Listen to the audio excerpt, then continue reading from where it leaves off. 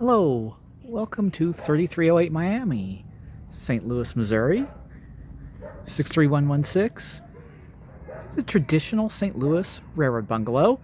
You can see above some of the architectural details above the roof, the cornicing, and brickwork up there.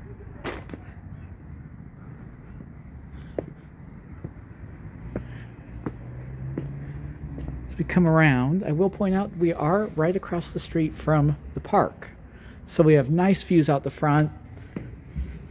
In the gloom of winter, you'll always have a wider horizon, which is really nice to see at times. When everything seems to close in, it's nice to be able to have that. So coming through, we are into the living room here. A little bit of a vaulted ceiling. That probably would have been done later. But you can see that view out the front windows here, which is nice. Fireplace. There's an outlet in it, so it probably had an electric unit at one point. These were originally coal-burning fireplaces way back in the day, so they've been abandoned when people got central heat and they no longer had to rely on fireplaces to stay warm. As cool as they are to look at, it's nice that we don't have to rely on them as our only source of heat.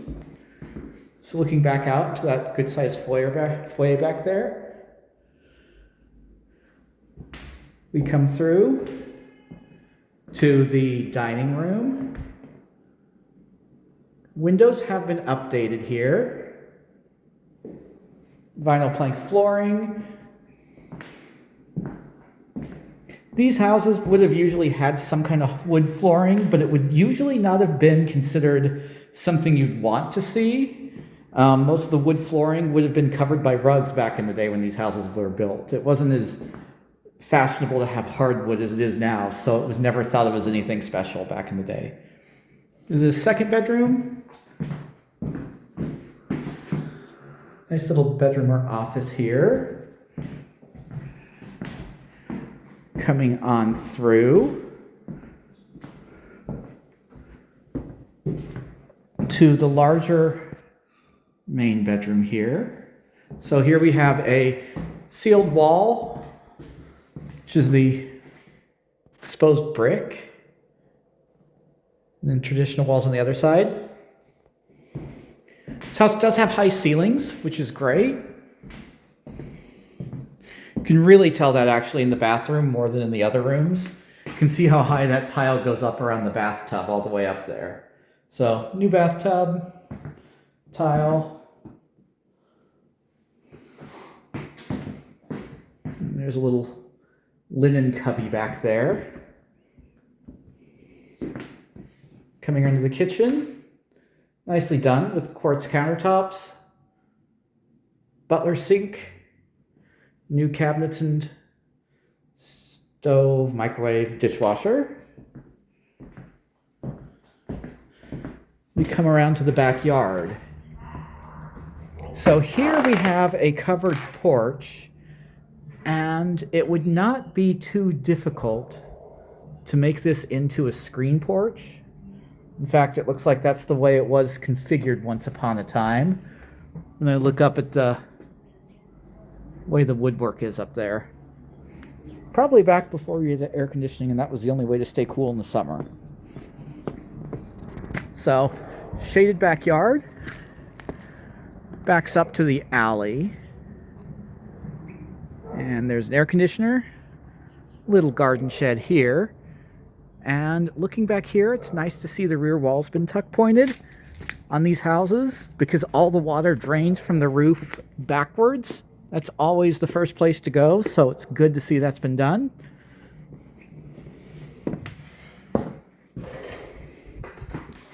And coming down into the basement,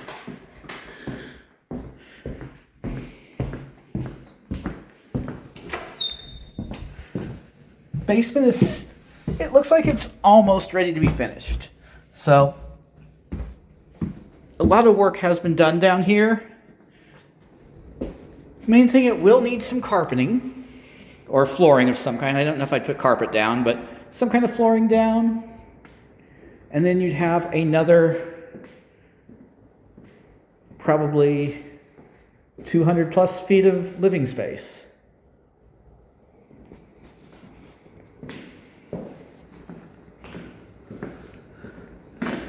And hiding in here is the furnace and water heater. That all looks good.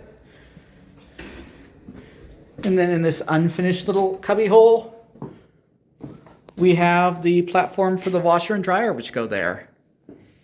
And little workshop area with the electrical panel back there in the corner. So 100 amp panel, which is modern. I see a lot of newer electric, which is good. Sewer stack has been updated, which is good too. That's always nice to see. That can be an expensive job if it's needed. And this isn't too bad as far as the staircase goes. A little bit of a corner to watch your head on there, but it's certainly not bad at all by city standards. So I have enough room to get up and down without having to duck, which is awesome. So I'll just end up back here. And as we come back out,